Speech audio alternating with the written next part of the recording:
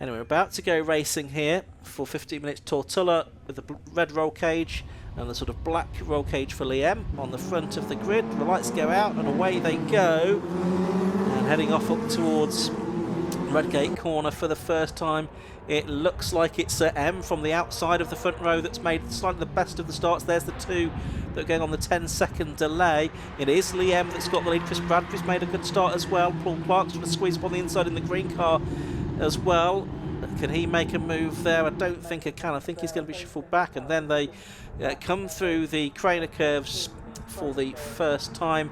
It looks like it is still Liam leading, and it was Tuller in second, wasn't it, I think, as they made their way through the old hairpin for the first time. Yep, that looks to be the case, and the slipstreaming really begins here because they climb up the hill and will tow along with the cars ahead of them, and we know in Locost that's such a powerful factor of these races.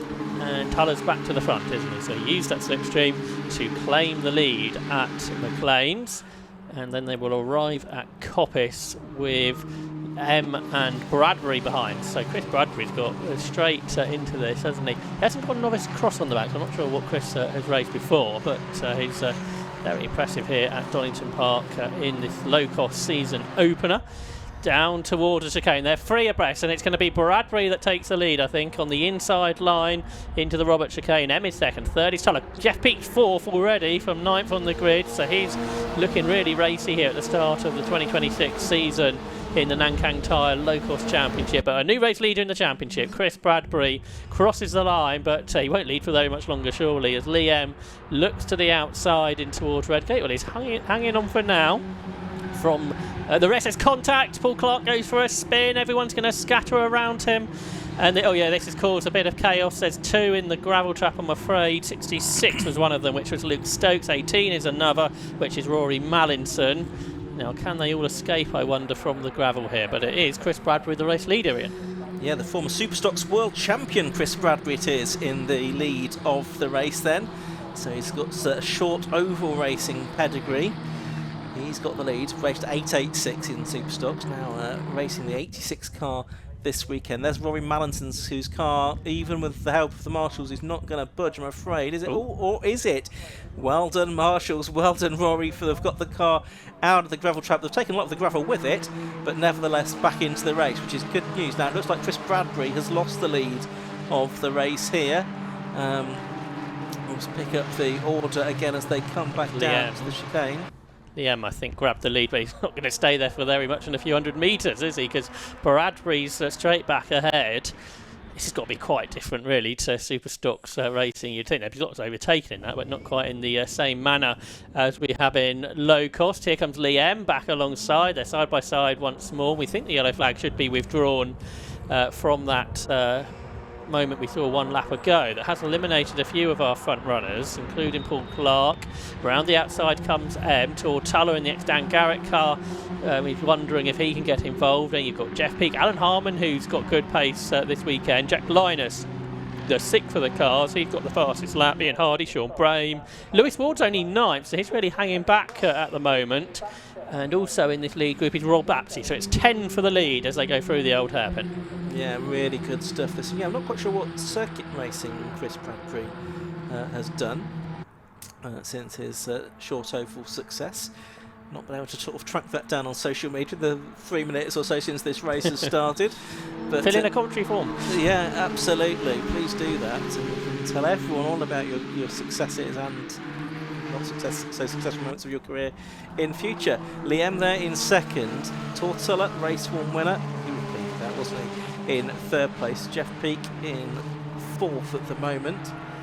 But still, this race has got a long way to run. The top five have got a slight break over the rest, but you sense that it's not really going to stay like that for the full 15 minutes. Bradbury, Tuller, and a spinner. That's Ian Hardy, isn't it? The spurn. Alan Harmon's been caught up in that. He's gone round as well, but it's Ian Hardy, number 50, that's in the gravel trap there. He was in, I think, about 7th or 8th place on the previous lap, but he's stuck in the gravel for the moment. Meanwhile, for the lead of the race, I think it's Tortulla that's gone back through ahead of Bradbury. Alan Harmon has not been able to get going again either. I think he's trying to get the car restarted. But it looks like the bigger problem there, though, is going to be the one in the gravel truck, Josh. Yes, that's a shame for those two. Lewis Ward had to go through the gravel to avoid it, so he's lost some positions, and there's a big gap now from 5th to the rest. Bradbury's getting away here, isn't he? Well, for a corner. Then they will start to slipstream back to him, I suspect. But it is Bradbury that leads for now. There's got this question mark over if there will be an interruption like there was earlier. Or if the marshals can work their magic. No, I didn't think they would from the car being there. We're going to go safety car with Chris Bradbury being the leading driver. And this is something you don't do in oval racing, really, is it? A safety car restart. 9.5 minutes to go, so there is time, you would think, this time to get that car clear and to get some more racing laps in before the end. But the order of the race, we go into caution, is number 86, Chris Bradbury in the lead of the race. Number 90, Tortilla, is in second. The Alan Harmon car has gone, that's good news. Jeff Peake, number 29, is third. Liam, number 5, is in fourth position. 5th is number 13, Jack Linus. 6th is number 8, Sean Brame. 7th is number 73, Barapsi. 8th is number 4, Lewis Ward, despite that trip through the gravel. Jake Sturt, number 54, is up to 9th on the back of the grid with a 10-second penalty. And 10th is 31, which is Glyn Griffiths. So that is the order of things in this one. Fastest lap in the early race was a 125.412 to Bradbury. Best lap of this race so far is a 127.637 to Jack Linus, who's running in 5th position. And we did see in race 1 that quite often the fastest lap was actually set by someone further down the order, possibly with a clear lap or a good tow, rather than being in the lead pack where they're squabbling with one another. So under safety car conditions here at Donington Park in the Nankang Tyre Locost Championship, the first weekend that these cars have been running on the Nankang tyres, the NS2R. They will run on 13-inch wheels.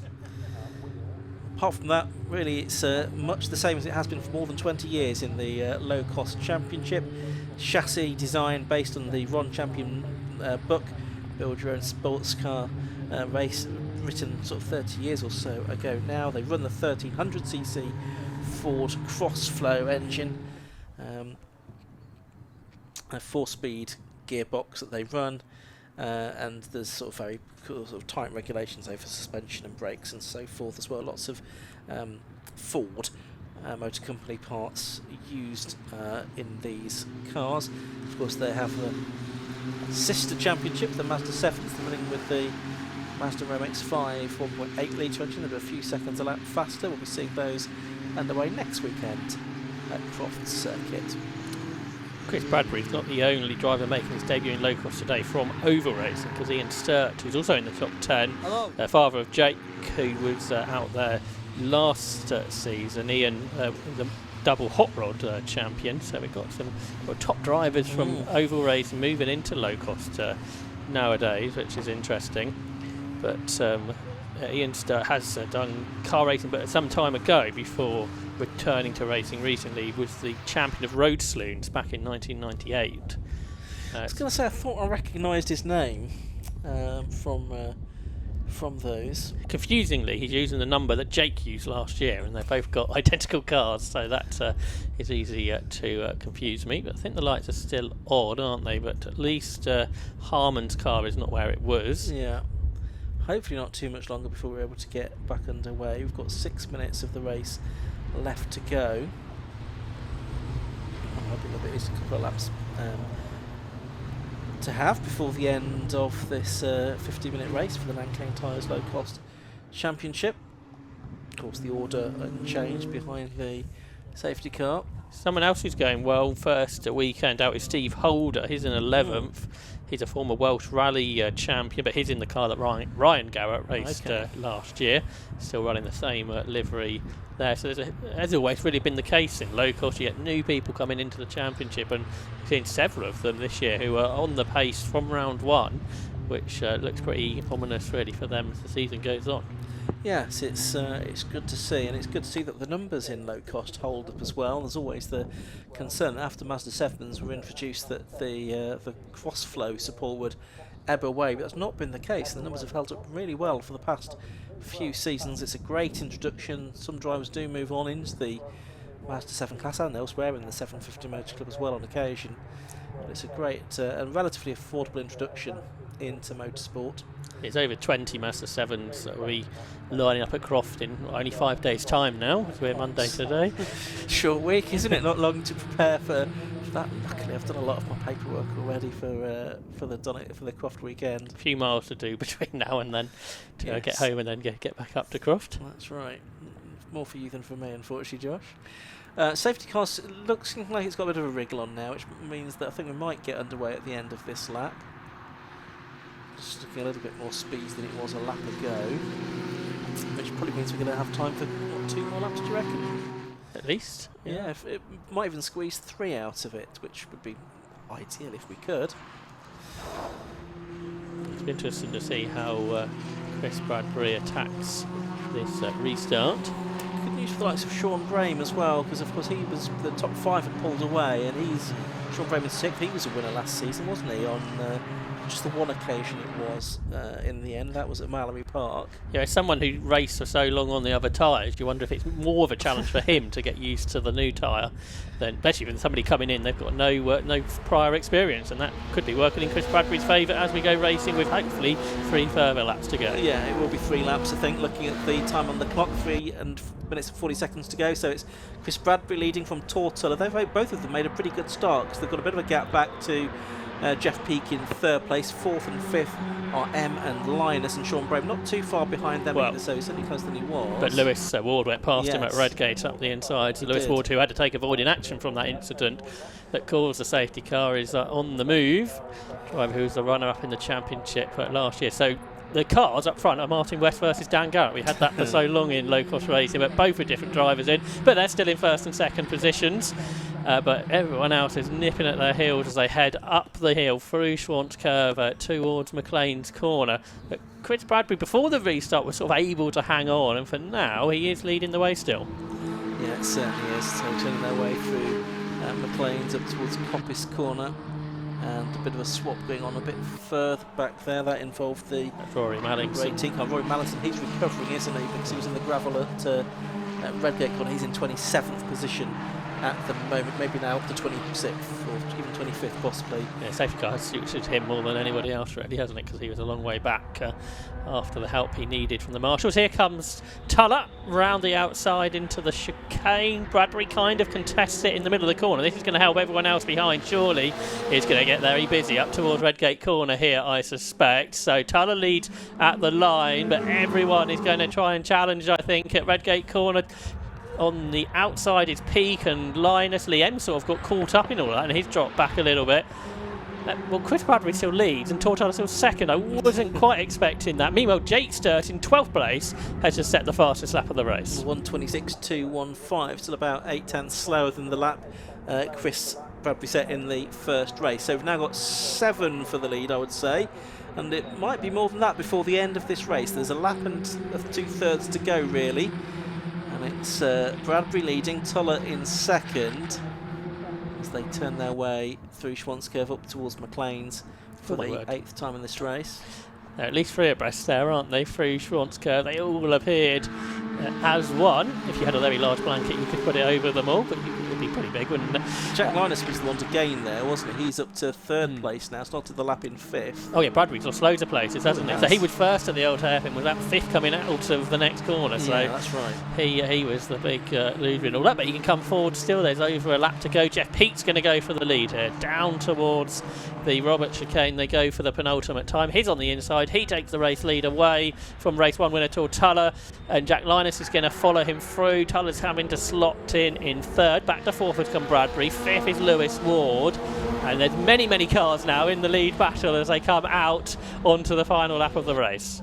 Yeah, so Peake actually has got a half decent lead here, but that probably won't translate into anything by the end of the race. It's Linus and Tuller that are side by side for 2nd and 3rd. Bradbury, is that Bradbury back to no, it can't be Bradbury back to 4th. He was, I think it must be a transponder issue. Yeah, he's not appearing on our timing screens, but yeah, I think he is back in 4th spot, but he's now really 11 or 12 cars in this leading group, isn't it? But Peak is just about 2 car lengths ahead of anybody else.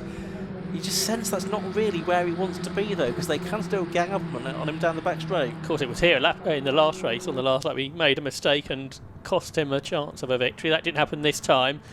But that big lead, it's massive, the effect, isn't it, out of the old hairpin. Just like Bradbury a lap ago, he's lost 3 or 4 positions, despite being half a second or so ahead. So Jack Linus now, I think, who leads for the first time today.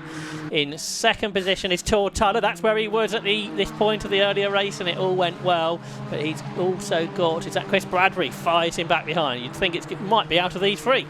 Yeah, you'd think so. It's not necessarily the point you want to be leading for the first time, is it? In the case of Jack Linus, it looks like he's going to lose out here because Tortola's alongside him. So too is Chris Bradbury, and it's Linus back to third. Now it's Bradbury that's gone around the outside. He's got the lead of the race as they come into the chicane for the final time. These two are going to be absolutely neck and neck. Is it going to be Bradbury? He's managed to hold on, I think, but it's going to be very tight and side by side up to the line they come. Who is going to get it over the checkered flag? And it is 0.20. Well, it's not, because Chris Bradbury's transponder's not working. So who is it that's got the win? We don't know. Tortola's at least second. Jack Linus is at least third. What do you reckon, Josh? Well, from the angle we had, you can't tell, can you? So that's a cop-out. Jeff Peak at least. Oh, no. And who's that? Rory Madison again's off the road. No, he'd got back to 22nd. Now what we need is our timekeepers to do something with Chris Bradbury. For some reason, Bradbury's previous lap hasn't registered at all. That lap did, but as 2 laps put together. Okay. So I don't know how quickly we might be able to sort this out. TSL, get your abacus out. Get Chris Bradbury's previous lap in there as well. What might have to happen here is Kieran will have to ask the drivers who they thought won. Who do you think won? Sort it out between you. Yeah, anyway. So what we need to make sure is that we get Chris Bradbury into the winner's area, though, don't we? Because he's not showing up on the timing screens, but he might have won. He's definitely on the podium, number 86, yeah, Chris I think Bradbury. There's a good chance he was at least in the top 2, because there was 2 tenths between Tuller and Linus. It's just whether, I think, Bradbury was between the 2 of them or finished ahead. But yeah, from the angle of our camera there, we couldn't actually tell who won. He's second. Bradbury is in there second. Tuller has done the double today. Tuller wins round 2 of the Nankang Tyre Locost Championship. Chris Bradbury takes second. Jack Linus third, having led for the first time part way around the final lap. Let's take a look at those results then. At the end of the 9-lap race for the Nankang Tyre Low-Cost Championship. Tortola it was that took the win. 9 laps completed, and it was about a tenth of a second. Quite a big gap in the end. Didn't look like over it, number 86 Chris Bradbury. No, it didn't. 13 Jack Linus was third. 29 Jeff Peak fourth. He led for a bit. Number 4 Lewis Ward was fifth, and Glyn Griffiths sixth in number 31. 7th number 8 Sean Brame. Liam, he led for quite a while, didn't he? Number 5 in 8th place. Jake Sturt from the back of the grid to 9th in number 35. Rob Apsey completing the top 10 in 73, and it was Ian Sturt, Jack Artis, Mark Rue also from the back of the grid, and Steve Holder. Those 2, of course, had that 10-second delay as well, so especially for those, that's a really good effort. Ed Volkingham, ex-Clear, an F1000 racer, was 15th, ahead of another ex-Clear racer, Paul Clark, in 16th race.